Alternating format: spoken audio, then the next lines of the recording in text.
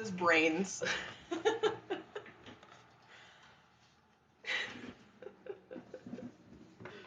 That would be pretty funny, though, if I made it so that it didn't actually say the correct thing.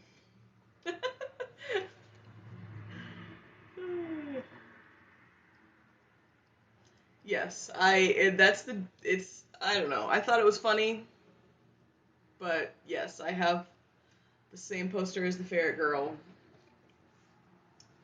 who, lives not very far from me, as it turns out.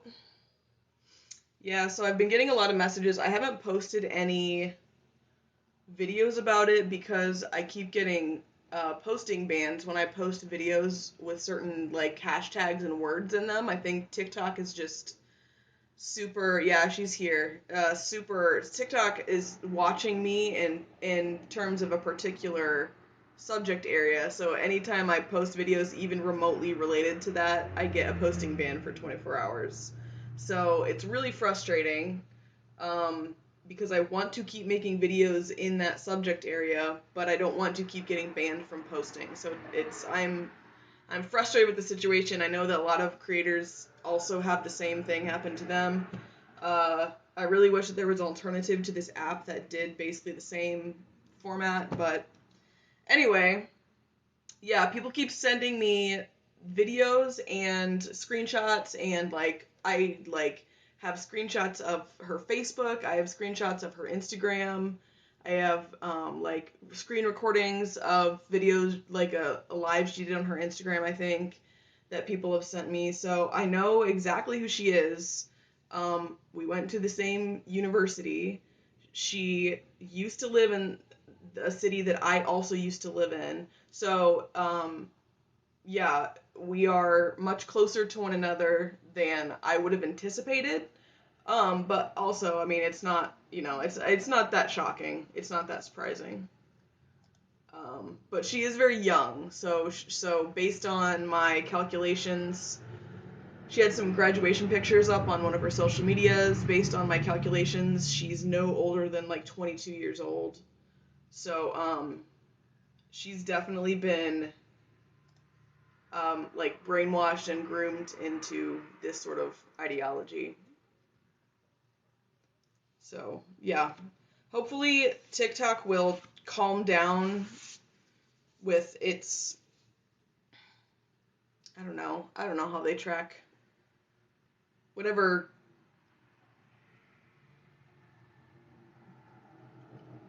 I can't think of the word, whatever word it means that they're like keeping tabs of either hashtags I use or words in my captions, or I don't know, who I stitch. I don't know.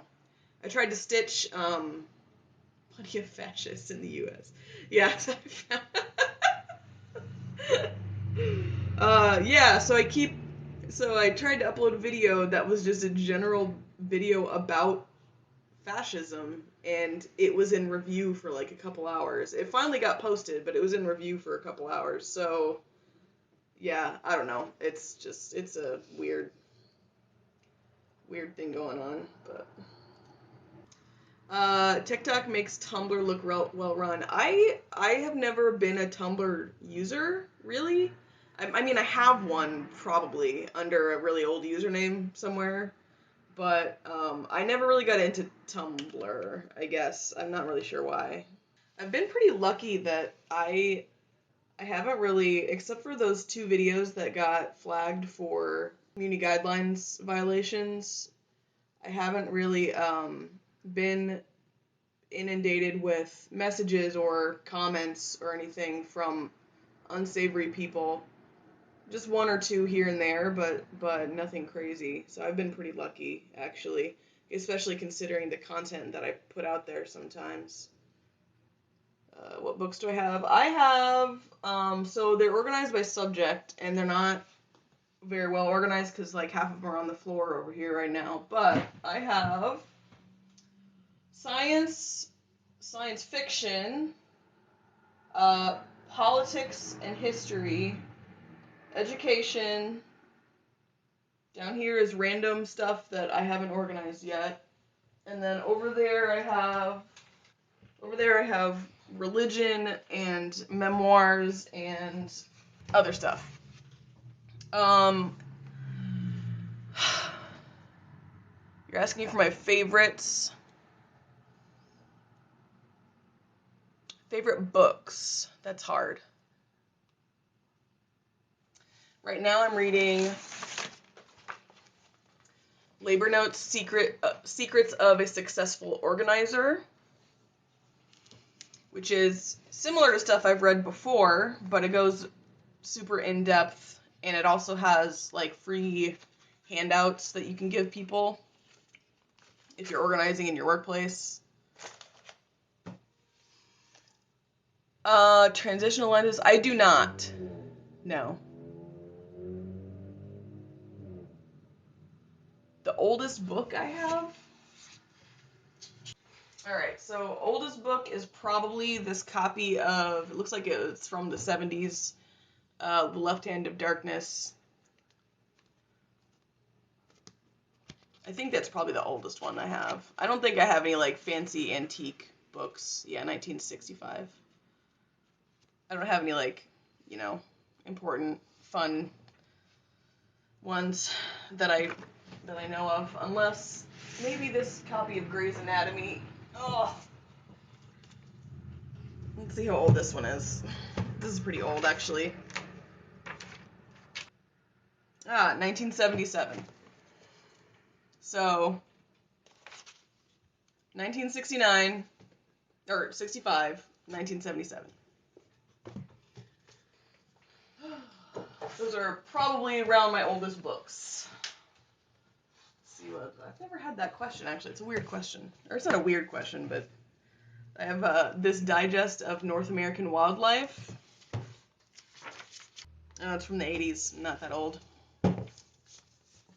Sci-fi and fantasy. Yeah, sci-fi and fantasy are my favorite fiction to read by far. Well, maybe not fantasy, really. I don't have a lot of fantasy. I read a lot of sci-fi. I've read, like, The Lord of the Rings and stuff, but how optimistic, pessimistic are you concerning the next 20 years? Listen, I don't know if we have time to get into that. Have you read this science fiction book called The Bible? Listen, sir, let's be respectful. Or ma'am, I don't know who you are. Let's be respectful of other people. Hi, kitty cat. I have read the Bible. Alright.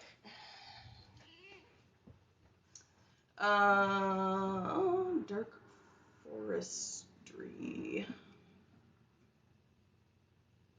I've never heard of that. I've heard of that author, but I've never heard of that book. My pronouns are this and that. Yeah, I should look into that. I don't think I've ever read any books by that author. I don't think so, anyway.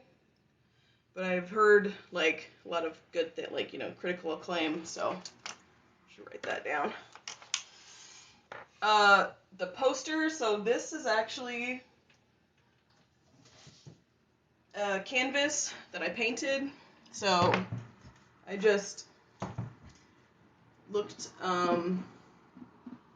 for the picture, and then I projected it on this canvas and drew, like, the shapes, and then I just painted in the colors, so.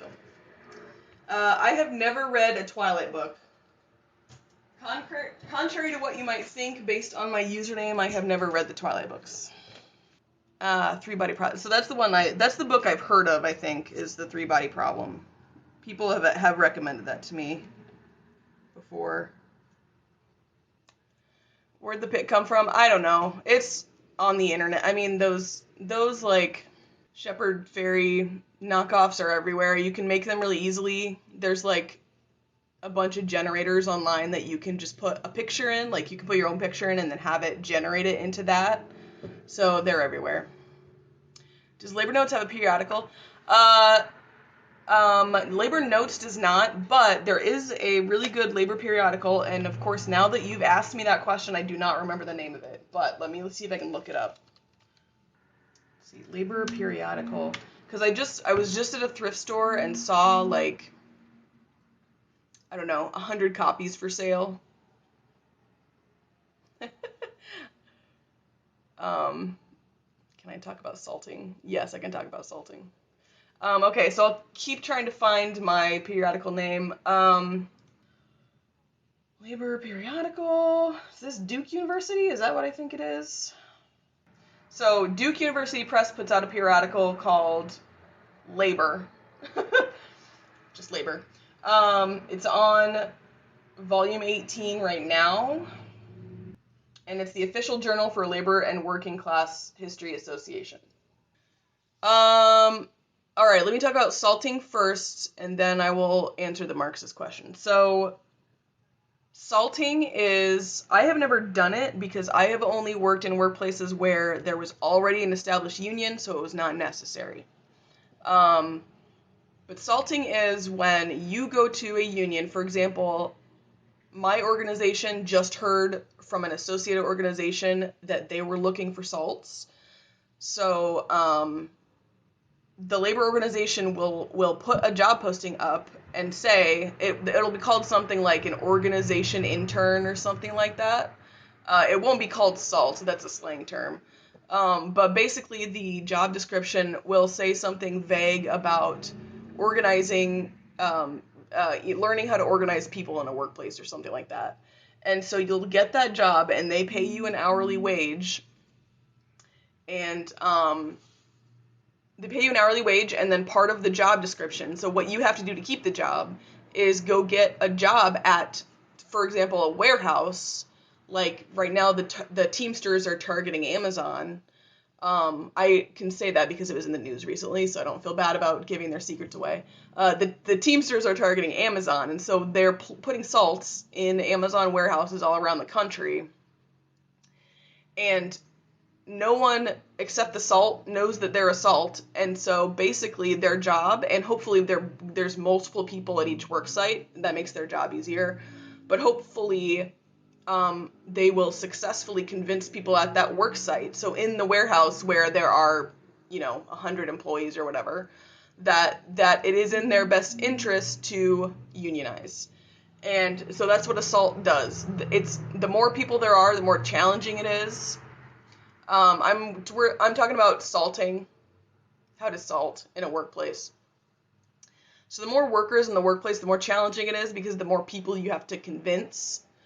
To get a vote for unionization, you got to convince 30% of the workforce that you have to convince them to sign their name on something saying they want to unionize, which is a huge risk for workers to take, right? Because if their boss sees that, it's supposed to be confidential, but if their boss sees that, they could be fired, right?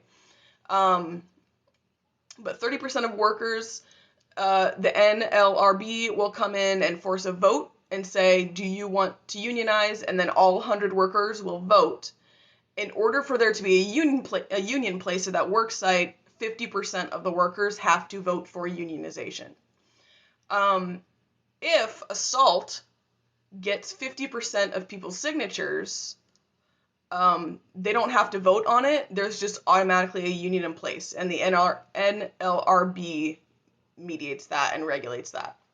And the company, so like Amazon, for example, doesn't have a choice. They have to accept the fact that their employees are unionized. So, yeah, it's hard work, especially in places like Amazon, because first of all, it's such a huge employer, but also it's topical. They've been in the news a lot, right?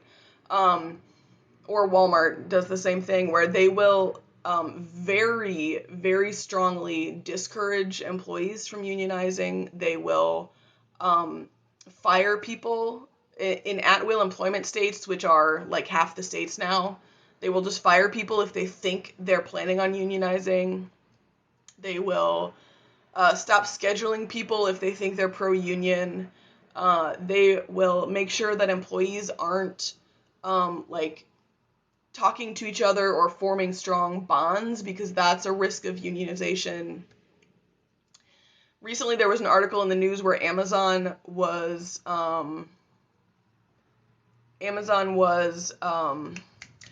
hiring more, like a higher proportion of temporary employees than permanent employees, and the reason they do that is so that people can't unionize, right? So, like, they do that so people, A, aren't forming bonds and solidarity with each other, but B, people are leaving after 6 months of working there, and so you get a whole new set of people. And so the groups are never consistent enough to get all those people together and form a union. Union busting is not illegal. It is nefarious, and I think it's unethical, but it's not illegal. So all of those things I just said are completely legal for companies to do. It amounts to psychological manipulation and abuse, and there are, like, I've had people put comments in my videos, which luckily, again, I've never had this situation, so I'm fortunate, but places like FedEx and Walmart train you specifically to, they do like anti-union training, right? Where they sit down and make you watch the company video about how, like, we're all a big family, we care about each other, we have a strong family culture. And so we there's no reason for you to look for outside support systems because we love you, and so you don't need that, right? So it's like propaganda, basically. The company is like telling you that. So yeah, so yeah, if you're targeted because you challenge authorities who push on the marginalized people, yeah. So if your workplace, I don't know what your workplace is, but that kind of stuff is like it's I don't know, it's super nefarious. It's gross. I hate that people have to put up with it, which is why I push for organized labor so much. But also the law in a lot of states is against workers, unfortunately. It's tough out there. But yeah, so labor unions, the Teamsters are targeting Amazon. Another huge union, I'm not going to reveal who they are, but another huge union right now is targeting another huge retail establishment. So yeah, they are targeting. They're going hard. I mean, and I think labor unions are finally recognizing and realizing that working conditions in the United States right now are bad. Union membership is at almost an all-time low. Wages are at depression level low compared to inflation. Your city's union. That's good. I'm glad. That's fantastic. My wish for society is that every eligible employee belongs to a healthy labor union, because they're not, some of them do questionable things. So I'm not going to go out there and say every union is great, because they're not. But National Domestic Workers Alliance. Wait, so you actually belong to a Domestic Workers Alliance? Oh, okay. That's cool. Yeah, I'm glad. It used to be, I was remembering my labor history, it used to be that domestic workers weren't allowed to unionize, but I'm glad that's not a thing anymore. Suggestions to read up on labor history? Or, like, unions in general? You know what? Honestly, I would just start with labor notes. So labornotes.com is a nonprofit organization that publishes news related to labor rights and workers' rights, publishes has stuff about worker history on it, but then it also publishes like bare bones strategies and guides to organizing, right? Jane McIlvaney. Oh shoot. Yes, or I'm trying to see. You're asking about a labor history book. I don't know if I've actually read a labor history book. Because most of them are going to be articles in, for example, that Duke periodical, or let me see if I can Google something. Oh, here we go. Okay. Now I'm remembering. From the folks who brought you the weekend.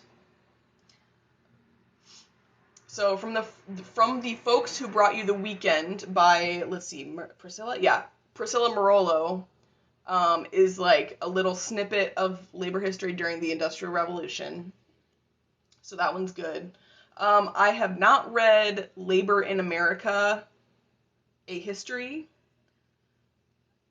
but I did just order that off the internet, so I will read that. So I can't vouch for that one yet, but hopefully it's good. It only has a 3.8 on Goodreads, so. Death in the Haymarket is good. And then if you specifically want books, there's a good book about black labor history, because for a long time workers' rights were segregated. So there is a book that I just started reading. So a book I just started reading that I bought from the Source bookstore in Detroit called A Black Revolutionary's Life in Labor. So this is about a guy who, what was his name? Michael Hamlin. Michael Hamlin, who did a lot of labor organizing in Detroit during the Civil Rights Movement. And then there was another book that I ordered. What was his name? His name was Ben Fletcher. Ben Fletcher, that's what it was. So I also just ordered a book about him. The book is called Ben Fletcher, The Life and Times of a Black Wobbly. And that's about a black man who was doing labor organizing a little bit earlier than the 60s. I think it was like in the 30s or 40s.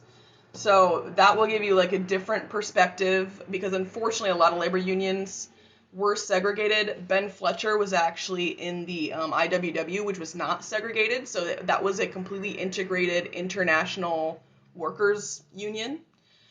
So they do and always have felt very strongly that workers' rights means every worker's rights. And so that's why the IWW is so prominent in worker. What? Yeah. So anyway, those are my recommendations. Like a couple of those, like I said, I haven't read yet, so hopefully they're good. But I'm excited. I'm excited to get those in the mail. Oh yeah, so I see The People's History by Zinn. Yes, read that one. It's not specifically labor history, but it's definitely good. And a book that I started reading that I have not finished is the Indigenous. Is it just the Indigenous People's History of America? Maybe it's over there somewhere. It's in my pile somewhere. But I've read a couple chapters of that, and that one's good too. Yeah, it's been interesting, especially with all these conversations about critical race theory in schools, which, are kind of a moot point because no school teacher teaches critical race theory. And, if you know what if you know what critical race theory actually means, then you know that no school teacher is teaching it. But what people say when they don't want to learn that type of history, or I guess what they mean when they say they don't want to learn that kind of history, is that they don't want to learn like factual history. So, which is unfortunate. But by the way, if you haven't already, contact email or write or call your senator, however you choose to communicate with your congresspeople. The Senate needs to hear the PRO Act and pass it. So it passed the House already. This is the U.S. Congress. Passed the House already. It's not been heard on the Senate floor yet. They have to decide to hear it on the Senate floor. So we need everyone on board contacting their senators and urging them to hear the PRO Act and vote for it if and when they do hear it, because the PRO Act is a huge workers' rights bill, probably the most important workers' rights bill since like the 90s, that would get rid of all right to work nonsense in the United States. So it would force states to repeal every anti-union law that they have passed, including, and a lot of people don't know this if you don't work in the public sector, but I think around 21 states in the United States make it illegal for public sector employees to strike. So, for example, public school teachers, sanitation workers, people in your government offices. I'm trying to think of other examples. I don't know, people who work in public sector positions. Even if they're unionized, even if their public sector is unionized, technically it's illegal for them to go on strike. So they basically have no collective bargaining power. So the Right to Work Act would repeal all of those laws. Unions have too much power. I mean, you could throw some statistics at them, like in the private sector, only like 8% of people are unionized, so that can't possibly be true. In the public sector, it's higher, but it's illegal in a lot of states for them to do anything. So, yeah, that's just demonstrably untrue. Fire them all like air traffic control.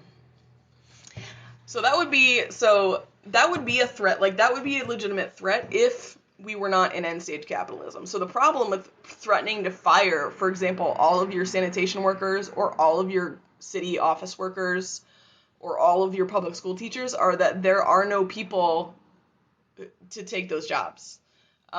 Maybe sanitation workers, you could fill those jobs a little bit easier, but anything that requires, like, I know teachers, especially just because that's what I'm most familiar with.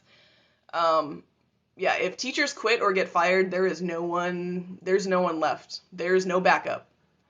So, but if you can what was I saying? If you can, contact your senators, pass the PRO Act, because we need it. American workers need the PRO Act.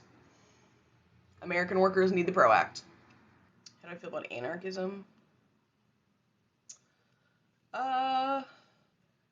I'm not philosophically opposed to something like anarchism, as much as I don't think that it would sustain itself in human society. If you consider groups of people, and especially societies with as many people as we have in it,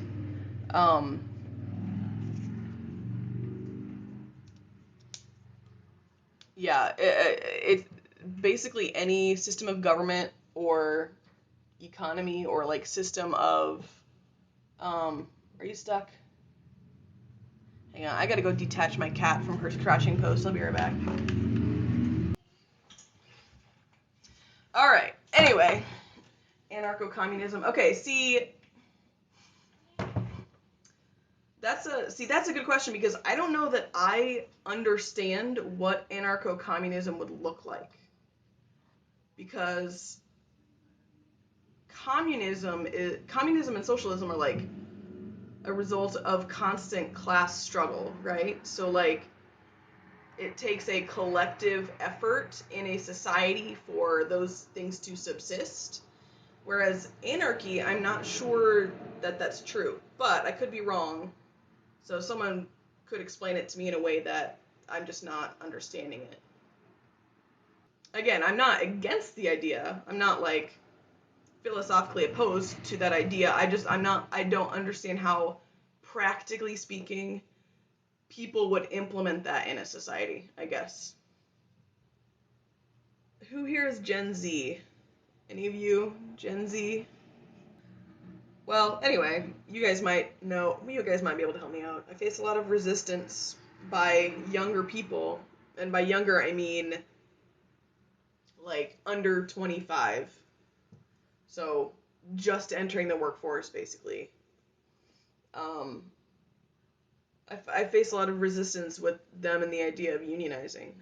They seem to know it's a good idea, but I can't quite convince Gen Zers to sort of take up the emotional labor of getting to know their coworkers and organizing their coworkers. And I'm not sure if it's just literally just an age thing, although I don't think it is. or if it's like just a cultural shift or something like that. I don't know. I'm Gen Z seems to accept the fact that they need to unionize, but then not. They tend to be more libertarian. Yeah, see, that's the thing, is like worker solidarity requires that you consider yourself to be part of, this group of people, and that your greatest strength is in is in the collective.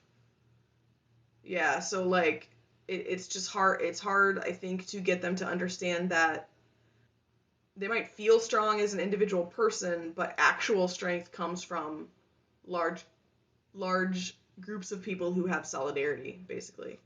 Right. And of course, yeah,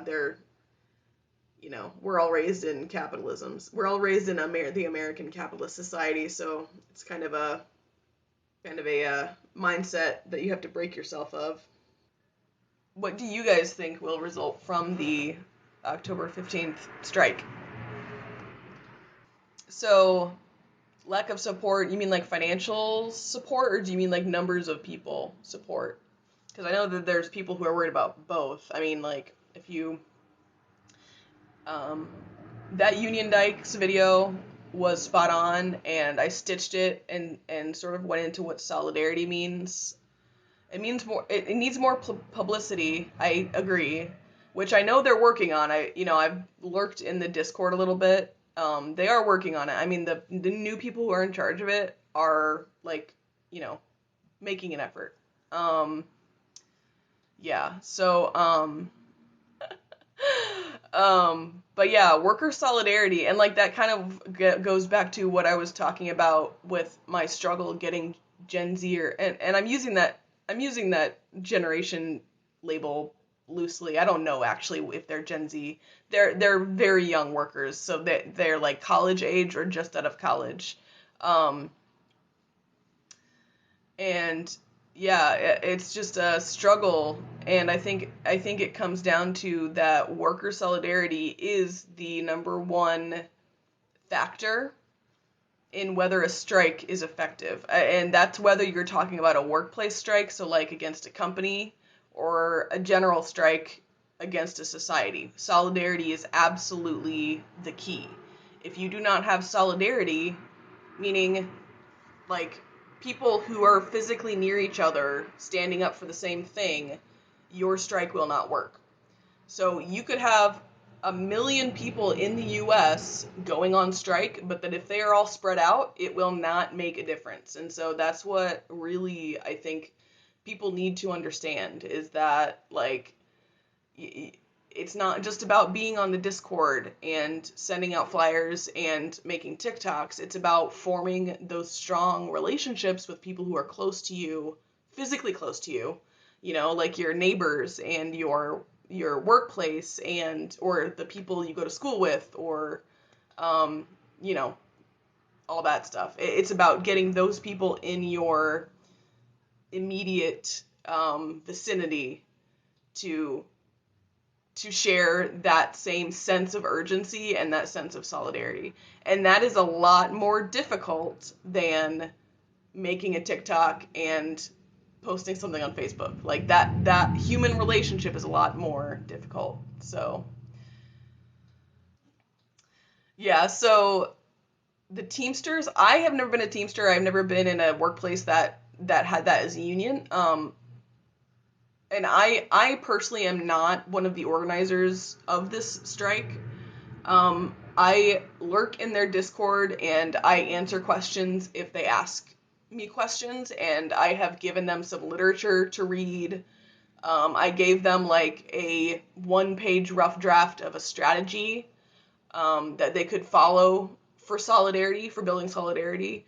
But I don't want to take up that torch, because those people have like a very definite vision of where they think they want to go, and so I don't want to like force myself into their movement and then like change it into something that is not their vision, basically, if that makes sense. So I give them support when I can or when they ask, which generally is just stuff about strategy. But yeah. Yeah, and also, yeah, so to your point, unions have been demonized for so long. So I think even if this strike doesn't work, what I see is, especially in the engagement with my content, a lot more younger people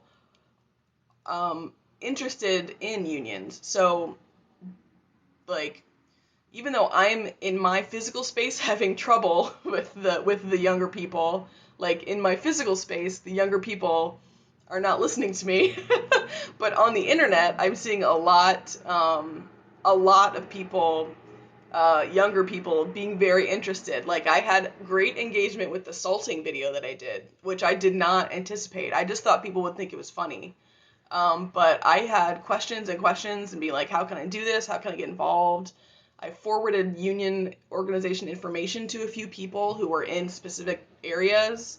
So that's very exciting, and that's a very positive thing. And I think that even if that is all that comes of this, that younger people are joining unions or forming unions, I think that is fantastic. And also forming mutual aid and things of that nature, because I think that's also important.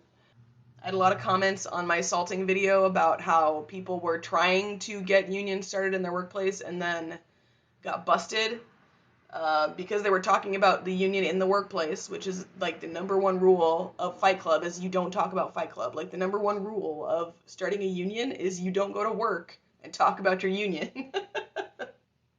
All right. For those of you who just came in, I am signing off. I will see you guys later.